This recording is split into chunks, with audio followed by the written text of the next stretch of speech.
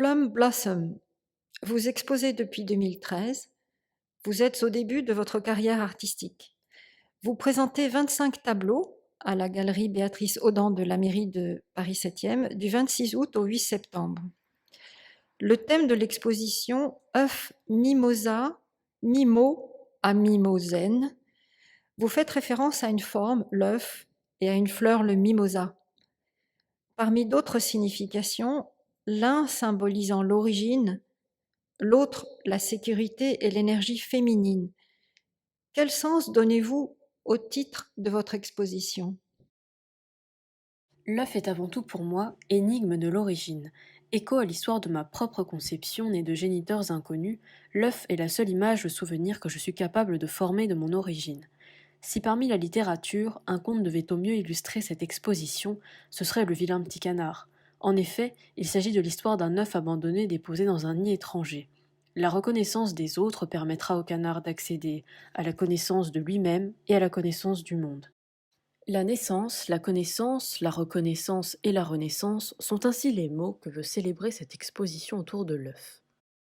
Vous avez suivi différentes formations en arts plastiques qui vous ont mené à développer votre propre technique, dont la peinture à l'huile sur papier de riz. Ici, vous atteignez une transparence, délicatesse de rendu. Les tonalités sont douces et claires. Un mot sur l'évolution de votre technique? Il était pour moi essentiel de conférer à l'œuvre ce côté aérien, vaporeux et translucide qui souhaite traduire l'œuf de l'éther, l'œuf de l'outre-tombe et de la renaissance spirituelle. L'huile et le papier, deux substances végétales, concordaient à mon sens parfaitement avec la thématique de cette exposition qui se veut être un hommage à la beauté de la nature. Ombrelles, lanternes, tabatières, poatées sont présents dans vos tableaux. Le choix des fleurs nous emmène au gré des 4 saisons. Les troncs et les branches des arbres sont étonnamment fins, pareils à des cordelettes. Des formes blanches entre l'œuf et l'oisillon sont plantées de 2 perles noires, soulignées d'un trait fin en guise de regard. Ces formes nous interpellent, nous questionnent, étonnés et tristes. Dites-nous comment sont nées ces petites formes blanches. Ces formes blanches sont bel et bien nées de l'oiseau, que je peignais d'ailleurs depuis mon enfance.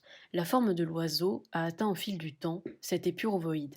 Ces formes blanches peuvent être également perçues comme un défilé fantomatique de la figure de l'oiseau, reflétant les fantômes de mon passé. Ils portent en eux un héritage qui me demeure insaisissable, né dans le néant et l'inconnu de l'identité, autrement nommé l'œuf du vide.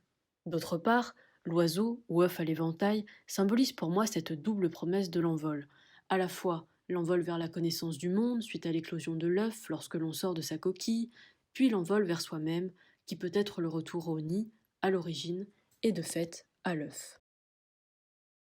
Pour conclure sur l'émotion, d'abord surpris par votre expression graphique presque réduite à 2 dimensions, nous nous sentons portés dans l'espace comme en apesanteur. Nous sommes envahis par un sentiment de fragilité et de quête. Vous nous invitez à prendre le temps de nous arrêter et de méditer. Partagez avec nous les émotions qui vous animent dans votre processus de création. Je suis un être qui rêve beaucoup. Le monde rêvé que je crée est ainsi empreint de surréalisme, de poésie et de romantisme. Quant à ma source d'inspiration autour de l'œuf, au-delà de toute la symbolique que j'ai pu évoquer, elle remonte à l'enfance. Chaque création n'est en effet pour moi d'une rencontre, et c'est ma rencontre avec Grisi qui fut cet œuf que je vis éclore, qui devint cette poule apprivoisée enfant, qui contribua à cette méditation poétique, je dirais, autour de l'œuf. Merci Plum Blossom. Merci, Iglal.